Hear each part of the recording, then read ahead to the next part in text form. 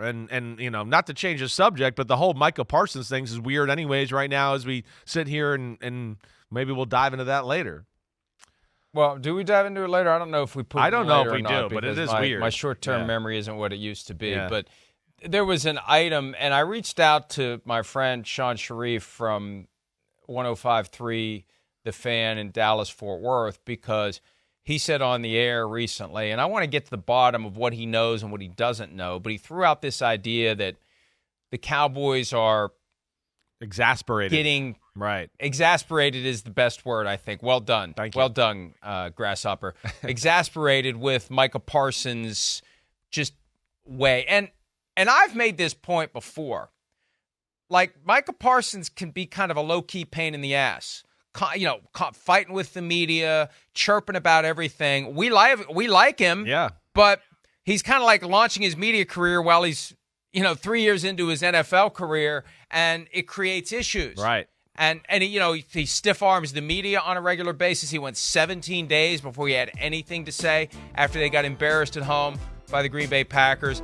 And hey, as far as antisocial behavior goes, he could do a hell of a lot worse. I mean, he wasn't street racing in Dallas. He wasn't driving around, with way too much alcohol in his system. I mean, these are small things compared to some of the other examples we've dealt with recently in the NFL.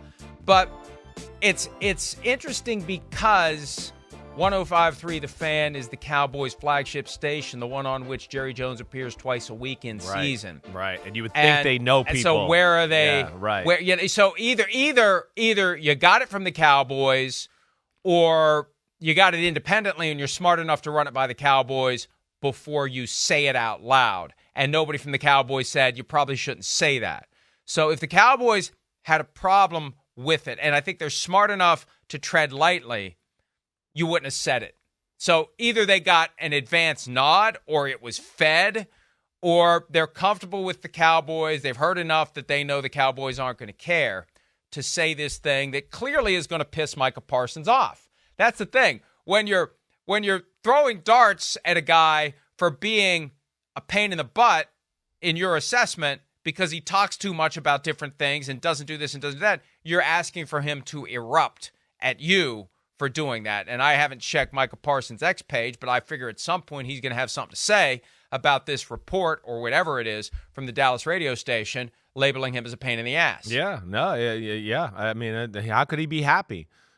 Certainly. And I understand, too, the Cowboys side of it, right? We know teams don't want distractions. They don't want a guy always, making headlines, talking about the Eagles, right? Doing this, doing that. I understand that. We love it. We do. We love Micah Parsons. He's awesome.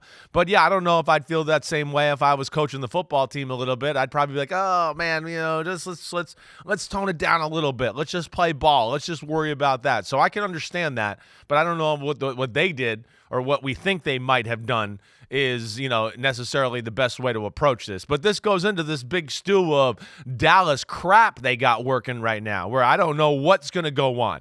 Again, that's the problem being the Cowboys. CeeDee Lamb, 1,700 yards. Everybody thinks he's the best receiver in football right now, right? And I'm going to say that's not the sense around football. So they got to find that right, price tag there. And then you go, wait, we're in a kind of a weird time for the Cowboys too, right, Mike? I think you agree. They're a little bit in a transition, trying to balance the checkbooks for the future. It's Micah, it's CeeDee Lamb, it's Dak Prescott, right? They had to let go of some offensive linemen. They're trying to get their team younger in some spots. So they're really in a little bit of a kerfuffle here as far as trying to figure out their future and how competitive they can be. I think I used that right. I'm not sure. Good word. Not the best word, and I know you have the best words. I have the best words. But it's a good word. It's good enough that I'll take it in this setting, even though it doesn't 100% fit. Like, it's not totality. Okay. Sorry, not total eclipse. It's the sliver. Yeah. It's the sliver. All right. Here's the problem. And this goes back to what they did with Dak Prescott. Like, they haven't learned from Dak Prescott. With Dak Prescott, they dicked around, sorry, London, damn, you're killing them today. multiple years. They I don't know, do they even realize that that's probably something I shouldn't say? I don't know how the vernacular works over there with something like that, because some of the stuff that we say and apologize for, they're like, don't apologize for it. And then other things like piss, like, oh, don't say that. Yeah, right. Like Right. the culture that uses one specific word that we never use here, they just throw it around all the time.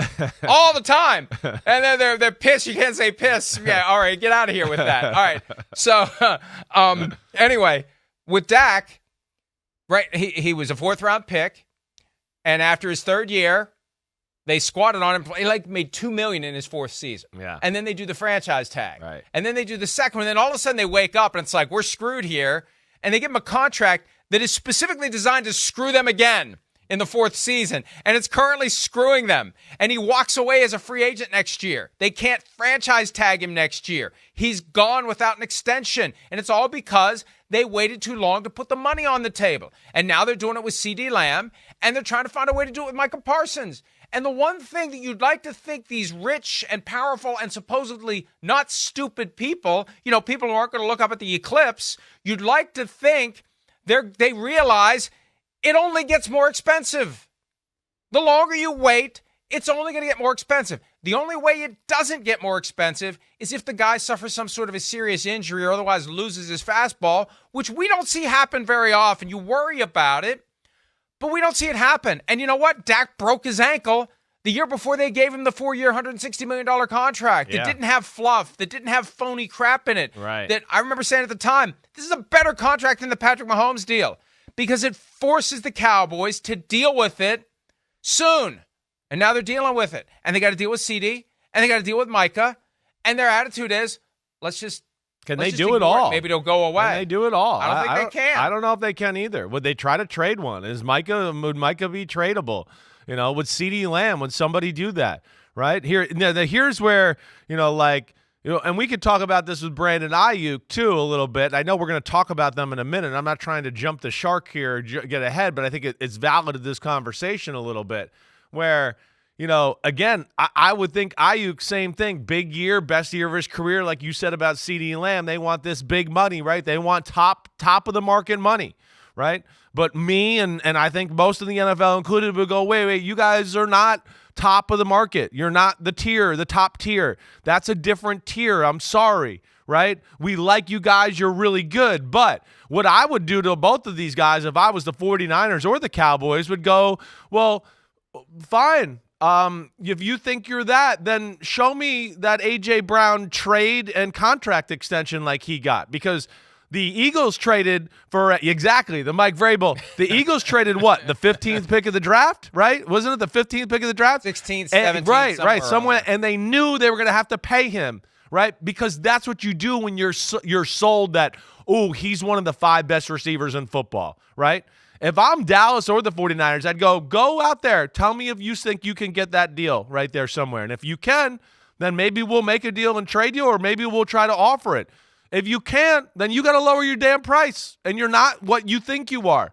And I think that's where it's going to come, to the rubber meets the road here a little bit in this situation, or maybe the teams buckle. We'll see where this goes.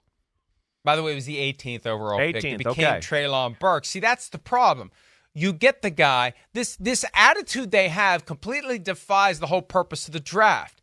You acquire, ideally, great players in the draft, and then you keep them. You keep them. See, the Cowboys are the one team that doesn't really want to go all in with the star system because you got to pay your stars.